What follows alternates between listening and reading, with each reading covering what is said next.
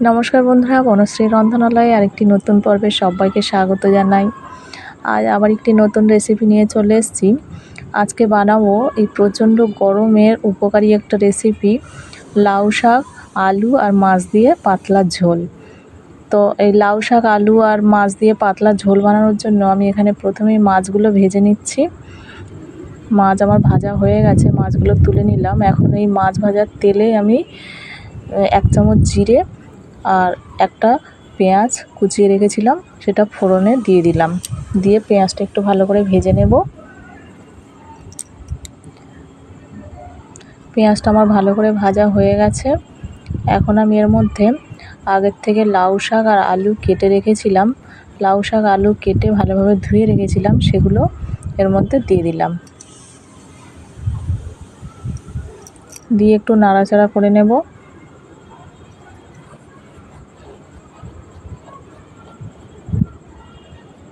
গরমে এরকম একটা রেসিপি বানিয়ে খেয়ে দেখবেন, আশা করছি ভালো লাগবে। এখন আমি এর মধ্যে 4-5টা কাঁচা লঙ্কা চেরা দিয়ে দিলাম, 1 চামচ হলুদ দিয়ে দেব আর 1/2 চামচ লঙ্কার গুঁড়ো দিয়ে দেব। 1/2 চামচ লঙ্কার গুঁড়ো ব্যবহার করব, কারণ তরকারিটা ঝাল করব না বেশি, তরকারিটা একটু কালারের জন্য আমি লঙ্কার গুঁড়োটা ব্যবহার করলাম। আর দিয়ে দেব স্বাদ অনুযায়ী লবণ। দিয়ে আবারও সবজিগুলো একটু নাড়াচাড়া করে দেব। এইভাবে নাড়াচাড়া করে একটু ঢাকা চাপা দিয়ে সবজিগুলো আমি একটু কষিয়ে নেব। তো এখন আমি একটু ঢেকে দেব।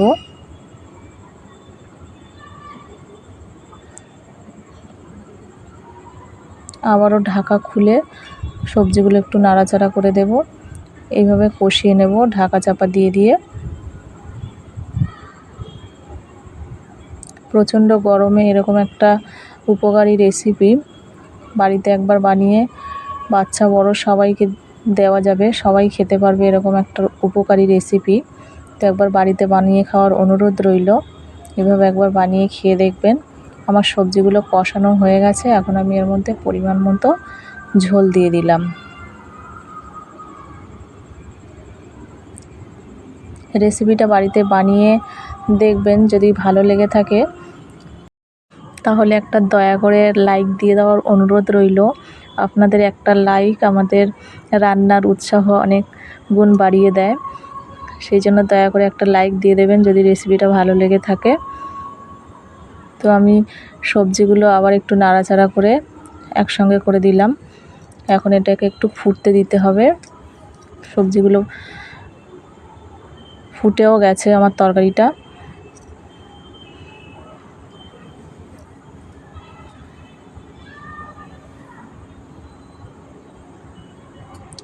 তো এখন এর মধ্যে আমি আগের থেকে যে মাছগুলো ভেজে রেখেছিলাম সেগুলো দিয়ে দেব।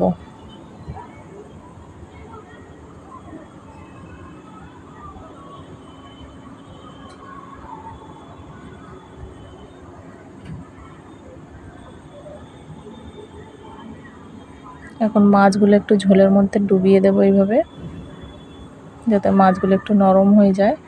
মাছগুলো কড়া করেই ভেজে নিয়েছিলাম। এখন একটু ঢাকা দিয়ে দেব কিছুক্ষণের জন্য।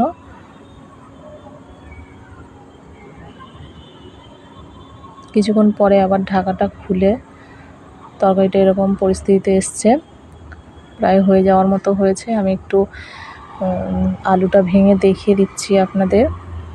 আলুটা সিদ্ধ হয়ে গেছে আর তরকারিটা একদম হয়ে যাওয়ার মুখে চলে এসছে। এই যে আমি একটা আলু ভেঙে দেখিয়ে দিচ্ছি, আলু সিদ্ধ হয়ে গেছে।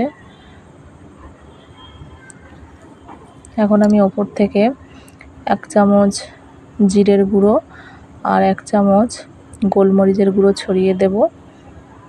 দিলে রেডি হয়ে যাবে আমার লাউ শাক, আলু, মাছ দিয়ে পাতলা ঝোল।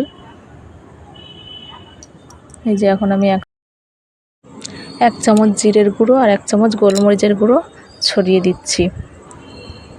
তো এতক্ষণ আমার সঙ্গে থাকার জন্য অনেক অনেক ধন্যবাদ সবাইকে। এভাবে দেখতে থাকবেন আমার রেসিপিগুলো, তাহলে আমার রান্না করার উৎসাহ বাড়বে।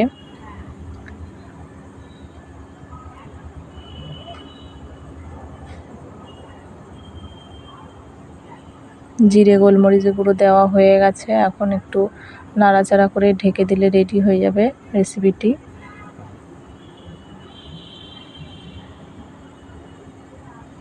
আজকের রেসিপি এই পর্যন্ত, দেখা হবে অন্য একটি রেসিপিতে। তরকারিটা এখন আমি একটু ঢেলে নেব।